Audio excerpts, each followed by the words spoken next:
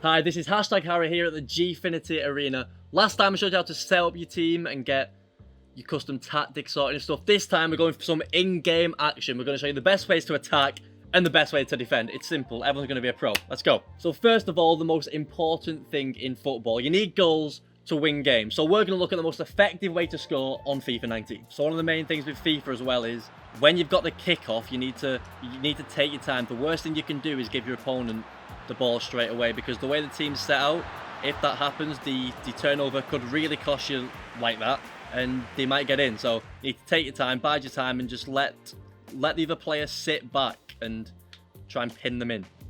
So obviously, as a lot of people know now, the main type of finish in FIFA 19 is the timed finish, which if I get it with Cruyff now and try it, bang, there we go. First effort, first goal. The important thing with time finishing is obviously greening the shot. That increases your chances so much, but even if you maybe get it yellow or orange from there, it'll still be a lot better than a normal shot, which shows how important timed finishing really is this year. And if you want to take your game to that next level, it's essential. There is absolutely no doubt about it. You have to have time finishing on. So as you can see in that clip, timed finishing, it's not as hard as people think it is really. You just power up your shot. You press B literally as he's making contact with the ball. It's as simple as that. There's no like time in your head like press B and wait 2 seconds, blah blah. You just need to watch your player's foot make contact with the ball and just press B again. So ideally you want to green these time finesses, but like I said previously, if you get it on yellow, orange from these sort of areas near enough for any player on the game, it's going to go in. So time finishing essential. So when you become a master at timing these finesses by taking a touch and putting in the opposite corner, greening them, etc., you can then start doing something which is so effective this year and will take your game literally 2 or 3 levels above, which is the first time timed finesse. So an example of this will be on your screen now. Literally, as the ball is coming into your player, you power up the shot, and then obviously, like I said before, as he's about to connect with the ball, press B again. And these shots are arguably better than when you take a touch anyway, and you're taking your opponent by surprise. They won't have time to move the keeper, etc. The defenders don't know what's hit them, and yeah, you're suddenly 7-0 up. So as you can see here, it doesn't even need to be a pass with much distance in between. It doesn't need to be wide of the box. It can be in the middle of the box, a short pass distance. As long as you power that shot up as the pass is coming, press B as your player is making contact with the ball, your chances of scoring with this first time finesse are literally 90-95%. It's ridiculous. But that also brings me on to another point, which is absolutely vital this year, because if you see that ball travelling to a player and they've powered up their shot and they're about to time this first time finesse, you only have one hope. Well, 2 hopes this working. One is just pray to the FIFA gods. 2, you need to move your keeper. This is so big this year. If you don't move your keeper and you're playing against a relatively decent FIFA player who does, you are going to lose the game. It's as simple as that.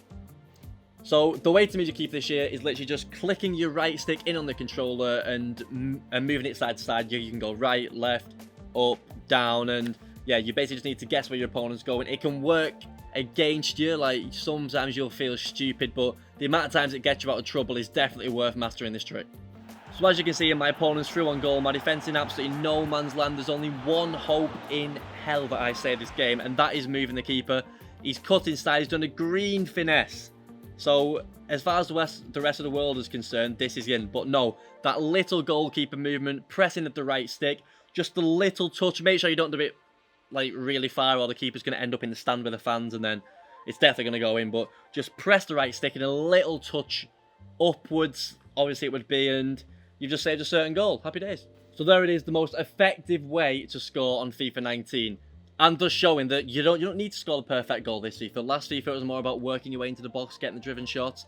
This FIFA, if you get any space on the edge of the box, that timed finishing, it needs to be used. But now we need to work out how we get there. Like the skills that we can use all over the pitch to create these angles, to make these passes, or make the perfect goal inside the box when you need to do that. So now we're going to move on to my most used skill of the year, in my opinion the best skill this year, which is a 4-star skill, and it's so simple to use. It's literally just LB and the ball roll, which most people know how to do. You just flick the right stick right or right stick left, which way you want to do the ball roll. But this time it does the Iniesta skill, which is called the La Croqueta, I believe. And the thing which is so good about this skill is, not is it just so easy to do and simple. You can come out of it so many angles. You can come out to the right, exit to the left, or just keep going. You can do it consecutively. So there's so many different things to do with this skill, and whether that's opening up a pass for you to make that perfect goal if you need to do it, whether it's just coming backwards, it's literally just so good. You have to master this skill. So as you can see on this clip, shifting the ball from left to right, right to left, that's what the La Croqueta does. Get the defender guessing. As I get to the wing here, I actually do a La Croqueta left and push my left stick left at the same time, which, as you can see on the previous ones, he's touching the ball forward. On this one, you can see that I actually, instead of going forward, I go completely left, which is by pushing my left stick left, and the defender has thought I'm doing a La Croqueta like before, where you go forward. He's been sold. I've got space in the box. I do another one to the left, another one to the right, sell that defender. And then, like I said before, if I would have mastered time finishing and got a green finesse, then it would have gone in. Now we're just going to quickly move on to a little tip I have about also one of the most effective ways to score this year, and that's crossing. So the main thing you need to know about crossing this year is the position in which you cross. So basically, when you get to around about where the byline and the 18-yard box meet, it needs to be an LB and X cross, because it needs to get the height to beat that keeper. If you put a normal cross in, either one of their defenders or the keeper's just going to come and collect it near post. If you get literally anywhere that's 10 yards and beyond behind that, it's just going to be a normal cross. Early crosses don't really work this year, and there's no point triple tapping a cross because you can just press RB and A to pass to do a low cross. And double tap, I've not really had much fun with either. So just stick to the rule of L1 square on PlayStation, LBX Xbox when you're at the byline, and anywhere behind that, it's just a normal X/square cross. So here again, like I showed before, just how overpowered that La Croqueta is. The La Croqueta and the drag back are essential for getting them crossing positions. It gives you that half a yard you need just to whip the ball in. So before, like I said, a La Croqueta to the right, and then push the left stick right too to open up completely. The defender just doesn't expect it. L1X from the byline or LB square, and then if you've got someone like Hully or someone tall back post, they're going to score. Okay, so now we've covered attacking, we're going to move on to the basics of defending now. So defending, it doesn't really change year on year. The AI, we all know, helps you out, so you just need to not be stupid, really.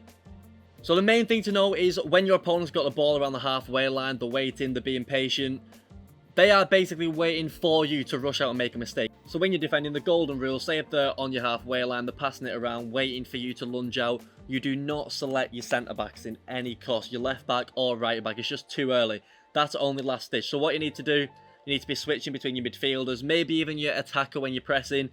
And to make sure you do that, you do not press LB, the obvious classic switch button. You need to be flicking the right stick on your controller, pointing it towards the player that you want to switch to, and that'll allow you to take full control of who you're switching. It will accidentally switch to a centre-back and leave you vulnerable at the back. So, as you've seen here, I took control of my centre-backs far too early. That actually enabled him to, one, find the space where I would have been covering with my CDM to cut out the pass to the striker. He's got it into the striker, and because I'm making them rash lunges with the defenders, he's been able to turn, get a shot in goal, and that's a goal that would have never ever been conceded. So yeah, to combat that, it's just about taking your time within centre defensive mids. Just don't let that pass get into the striker. Focus on that.